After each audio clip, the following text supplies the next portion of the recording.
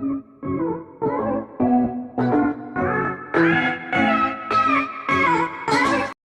Friends, welcome to our next video. आज का हमारा जो टॉपिक है वो है फॉरेन पोर्टफोलियो इन्वेस्टमेंट। ठीक है जी, तो आज का हम टॉपिक स्टार्ट करते हैं फटाफट से। छोटी सी वीडियो है, आई होप आपको पसंद आएगी, और अगर गाइज अच्छी लगे तो लाइक शेयर और कमेंट ज़रूर कर देना, और चैनल को सब्सक्राइब कर देना और बेल आइकन को ऑन कर लेना। ठीक है जी, तो आज का टॉपिक स्टार्ट करते हैं फॉरेन पोर्टफोलियो इन्वेस्टमेंट। पहले देखो व्हाट इज FPI, मतलब foreign portfolio investment. Foreign portfolio investment consists of securities and other financial assets held by investors in other country.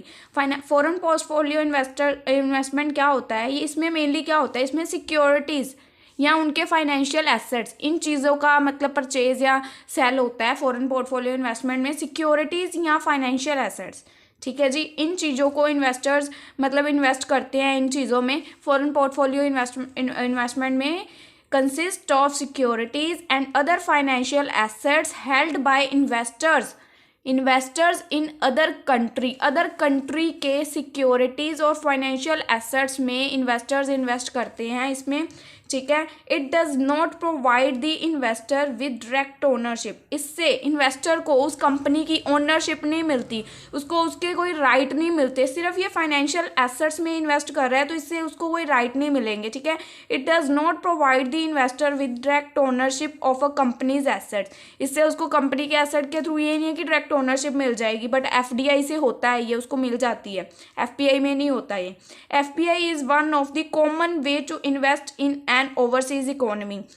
अगर हमने किसी दूसरी कंट्री में इन्वेस्ट करना है तो FPI एक बेस्ट मेथड है वहाँ पे इन्वेस्ट करने के लिए, क्योंकि वहाँ पे इसका कोई प्रोसीजर मतलब लेंथी नहीं होता। बट FDI में हमें अगलों ने दूसरे बंदों ने ओनरशिप देते हैं FDI में, तो इसलिए उसका प्रोसीजर थोड़ा सा लेंथी होता है, उसमें सारी छानबीन करते हैं वो लोग। बट FPI ईजी होता है, इसको मोस्टली इन्वेस्टर्स वेयर करते हैं अगर उनको बाहर किसी कंट्री में इन्वेस्ट करना हो तो। ठीक है, no active involvement in management. Obvious अब इनके पास ओनरशिप नहीं है तो इनकी मैनेजमेंट में भी कोई इन्वॉल्वमेंट नहीं होती। ठीक है जी, आगे देखते हैं। It is fairly easy to sell securities and pull out because they are liquid. इसमें बहुत ईजी होता है कि सिक्योरिटीज़ को सेल करना या परचेज करना। ठीक है, क्योंकि ये लिक्विड होते हैं, मतलब इसमें डील करना बहुत ईजी होता है FPI के थ्रू, इसमें कोई फालतू चीज़ें ज़रूरत नहीं पड़ती।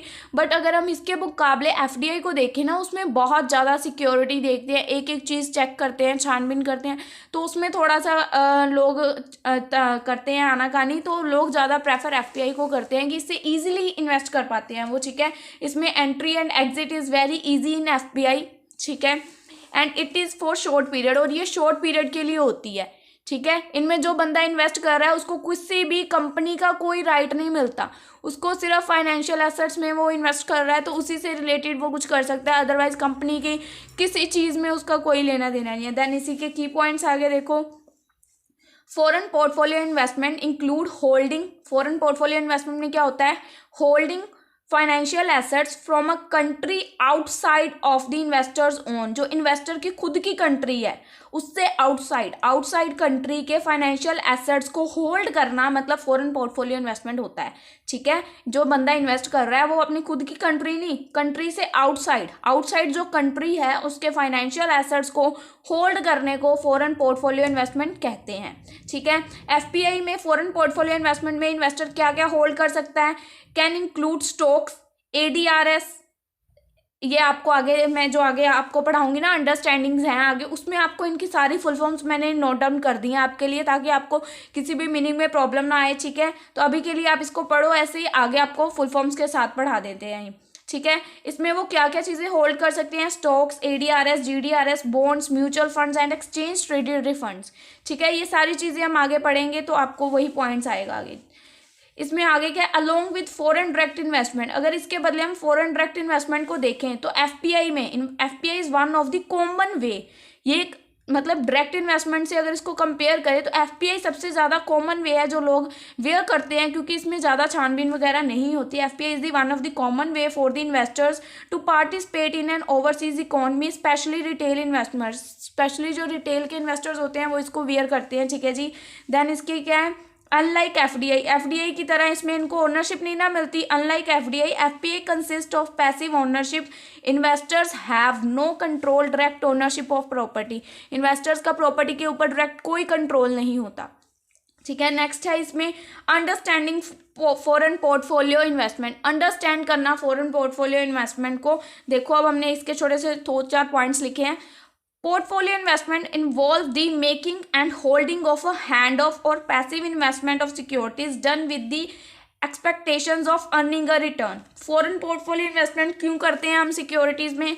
ताकि हमारी क्या एक्सपेक्टेशंस होती है? Expectations of earning a return, ताकि हमें समथिंग इन रिटर्न आए। ठीक है, आप ध्यान से पढ़ो।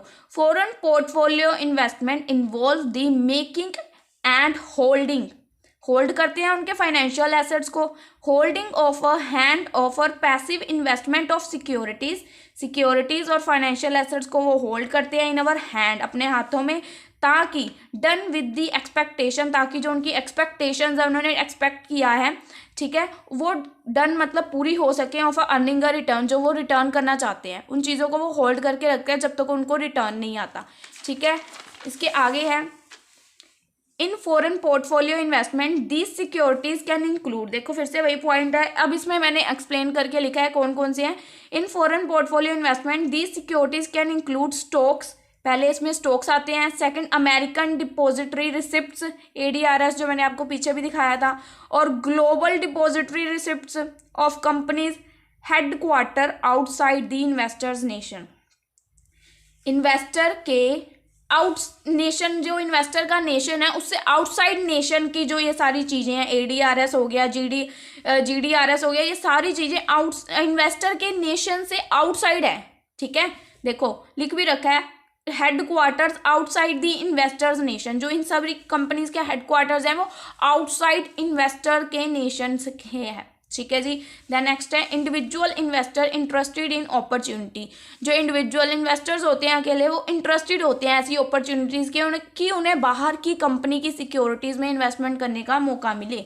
Opportunities outside their own country is the most likely to invest through an FPI, और वो उसमें इन्वेस्ट किसके थ्रू करते हैं? Through an FPI, foreign portfolio investment. On a more micro level, foreign portfolio investment is a part of a country's capital account. और जो foreign portfolio investment है ये कंट्री की कैपिटल का भी एक पार्ट है, जो कि बैलेंस ऑफ पेमेंट में शो होता है and show on it's balance of payment. Balance of payment क्या होता है अभी? अब देखो बैलेंस ऑफ पेमेंट क्या होता है। Balance of payment measure the amount of money flowing from one country to other country our one monetary year. BOP का क्या काम होता है कि इसको मनी को रिकॉर्ड करना होता है कि एक साल में एक कंट्री से दूसरी कंट्री में मनी का फ्लो कितना हुआ है। ठीक है जी गाइस, आई होप आपको ये टॉपिक समझ आया और अच्छा लगा है। अगर अच्छा लगा है तो प्लीज़ लाइक कमेंट शेयर कर दीजिएगा, और अभी तक अगर आपने हमारे चैनल को सब्सक्राइब नहीं किया है तो गाइस प्लीज़ कर दीजिएगा। आई होप आपको टॉपिक पसंद आया। Bye bye guys, next video में मिलते हैं।